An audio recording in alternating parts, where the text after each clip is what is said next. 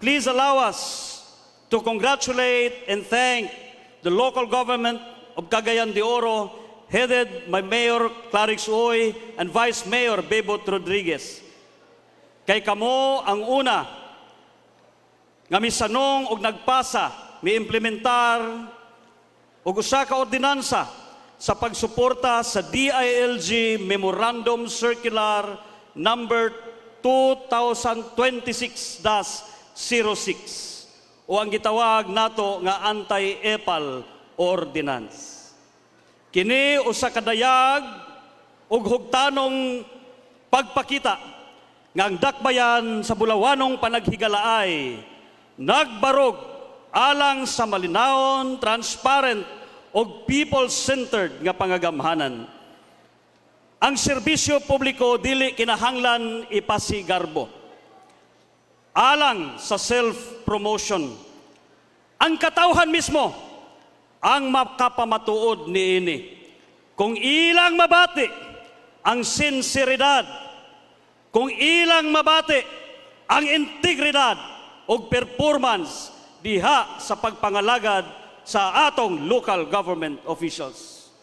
Of special note is your strong and proactive support to the programs of DILG.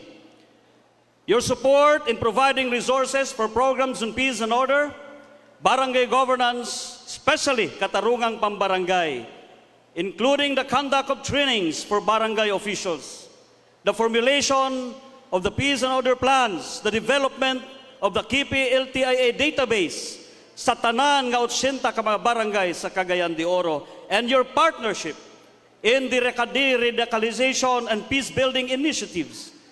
These clearly demonstrate your commitment to strengthen governance at the grassroots level.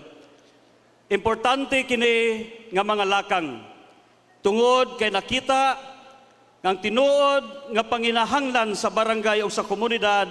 Through your support, our barangay officials are better equipped, our local mechanisms for justice and peace are strengthened, and our communities become more resilient against conflict and other emerging challenges. Are you still with me? Thank you very much. Gamay na lang. Kiniusab magpamatuod nga kung magkahiusa ang lokal o national nga kagamhanan, mas mapalig-on nato ang serbisyo publiko.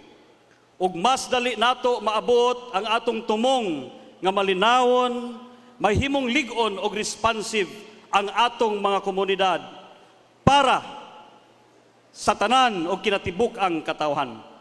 To everyone here in the city government of Cagayan de Oro, daghang salamat sa inyong padayon og matinud-anon nga pagserbisyo sa katawhan.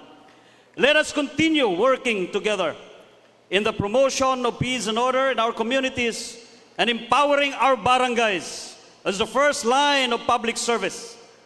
May we always be reminded that true leadership is reflected not in recognition but in the meaningful change that we bring to the lives of the people we serve.